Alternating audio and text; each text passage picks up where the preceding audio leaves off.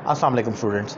आज मैं एक टॉपिक डिफ़ाइन कर रहा हूँ जो मैंने ऑब्ज़र्व किया है। जनरली जो स्टूडेंट स्काइप पर क्लासेस ले रहे हैं या अकेडमी में क्लासेस ले रहे हैं, बेसिक के कुछ ऐसे स्टूडेंट्स होते हैं, मतलब जब हम पढ़ाते हैं तो हर लेवल के स्टूडेंट हैं और हर गलती से हम एक नई चीज़ सीखते हैं कि इस गलती को कैसे टैकल किया जाए।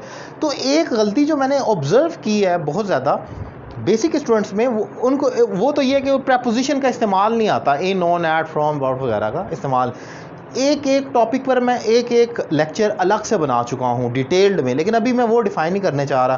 प्रेपोजिशन क्या है, उसका इस्तेमाल क्या है और कैसे इस्तेमाल होती है, preposition of place and time और वगैरह वगैरह, वो उस डिटेल में नहीं जा रहा। अभी जो चीज़ मैं डिफ़ाइन करने चाह रहा हूँ ये उन स्टूडेंट्स के लिए बिल्कुल ज़ीरो लेवल के बेसिक के स्टूडेंट्स हैं जिनको ये नहीं आता। अब मैं जो ट्रिक डिफ़ाइन करूँगा उससे आपने देखना है कि आपने इन लफ्ज़ों का इस्तेमाल कैसे करना है। मैंने जो गलती ऑब्ज़र्व की, कुछ ऐसे स्टूडेंट्स होते हैं जैसे कि अगर उनको उर्दू लिख कर दी जाए, मैंने करप्शन पर मजमून लिखा, अब वो ये पास्ट इंडेफिनिट टेंस है, वो इंग्लिश भी बना लेंगे, वो लिखेंगे I wrote an essay corruption, बीच में ये लफ्ज़ खा जाएंगे ऑन का, मतलब वो लफ्ज़ ही नहीं डाला, उसकी इंग्लिश ही नहीं डाली। इसी तरीके से आप कहाँ से हैं, वेयर आर यू, बीच में ये फ्रॉम का लफ्ज़ ही नहीं डालेंगे। इसी तरीके से इधर देखें, वो लाहौर में रहता है, ही लिव्स लाहौर, इन डालेंगे ही नहीं बीच में। सो ऐसी भी गलतियाँ होती हैं। अभी जब मैं बोल रहा हूँ तो कई आप लोगों को लग रहा होगा इतना कौन ब्लंडर होते हैं। कई लोग हैं जो इस किस्म के भी बेसिक्स के स्टूडेंट होते हैं जो ये लफ्ज़ लिखते ही नहीं हैं। अब जो मैं ट्रिक दे रहा हूँ, आपने क्या करना है कि हालांकि मैं इस चीज़ के ख़िलाफ़ हूँ, प्रेपोजिशन और हेल्पिंग वर्ब्स की उर्दू नहीं होती, इनको आप याद नहीं कर सकते, लेकिन something is always better than nothing. अगर वो नहीं कर सकते सारा तो कम से कम इतना भी कर लें आपकी प्रेपोजिशन का, और इस किस्म का जो बेसिक का मसला है वो काफ़ी हद तक हल हो सकता है। वो क्या है, अब जो मैं डिफ़ाइन कर रहा हूँ वो ये है, आपने ये जो लफ्ज़ मैंने लिखे हैं इनकी उर्दू याद कर लेनी है और जिस फिक्रे में ये लफ्ज़ आए उधर सेम ट्रांसलेशन की तरह इनकी उर्दू पुट कर देनी है इंग्लिश को देखते हुए। अब जैसे अगर फिक्रे में मे का लफ्ज़ है तो उसकी इंग्लिश इन है या ऑन भी हो सकती है, एट, इन या एट हो सकती है, लेकिन यूजुअली इन का मतलब होगा मे। अगर पर का लफ्ज़ है, वो किसी टेबल पर या किसी जगह पर आप कह रहे हैं तो ऑन उसकी इंग्लिश है। के लिए, अगर आपके फ़िक्रे में के लिए का लफ्ज़ आ रहा है तो उसकी इंग्लिश फॉर है।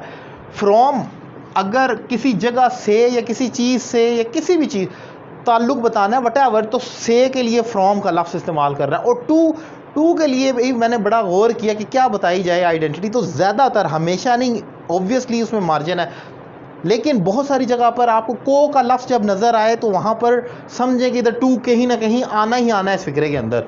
और इसी तरीके से अबाउट तो बिल्कुल क्लियर है, मुतल्लिक, किसी के मुतल्लिक जब बात की जाए। अब ज़रा एग्जांपल्स में देखें। अब एक फ़िक्रा है, वो लाहौर में रहता है, अब आपको इतना पता नहीं इस लफ्ज़ में मे आया तो इन आना ही आना है, ही लिव्स इन लाहौर, आप देख सकते हैं। अब मैंने करप्शन पर मजमून लिखा, तो पर के लिए जैसे कि मैंने कहा ऑन का, आई wrote an essay on corruption, जब भी पर का लफ्ज़ आए तो वहाँ पर आपके माइंड में होना चाहिए कि मुझे इंग्लिश नहीं आती, कुछ भी नहीं आता, लेकिन पर का लफ्ज़ है, इस फिक्रे में ऑन आना ही आना है कहीं ना कहीं, तो ऑब्वियसली ऑटोमेटिकली आपको नज़र आएगा कि यहीं पर ही वो आखिर में फिक्रे के एंड पर अपने नाउन से पहले, अगर आपको इतना पता है कि इस फिक्रे में ऑन आना है तो मेरा नहीं ख्याल कि इतना भी कोई ब्लंडर हो, आई ऑन रोट एन ऐसे इस तरह नहीं कोई करेगा, एंड पर ही पुट करनी होगी। सो इंपॉर्टेंट चीज़ उसकी उर्दू और इसकी इंग्लिश का आना है। फिर एक और एग्जांपल देखें, आप कहाँ से हैं, इस लफ्ज़ को देखें, वेयर आर यू फ्रॉम, आपने फ्रॉम का इस्तेमाल करना है से को देखते हुए। इसी तरीके से फॉर के लिए, मैंने तुम्हारे लिए, जैसे आप किसी के लिए, मैंने तुम्हारे लिए तोहफा खरीदा है, I have bought a gift for you, के लिए को देखते हुए। अब इसी तरीके से जैसे कि मैंने यहाँ पर एग्जांपल लिखी है, मैंने आपके मुतल्लिक बात नहीं की, ये इसकी उर्दू ये है, मैंने आपके मुतल्लिक, I didn't talk about you, यानी मैंने आपके मुतल्लिक बात नहीं की। इसी तरीके से इस फिक्रे की, I have given a gift to Ali, मैंने अली को एक तोहफा दिया है, अली को, आप देख, मैंने पूरी उर्दू नहीं लिखी, ज़रूरत नहीं है उसकी।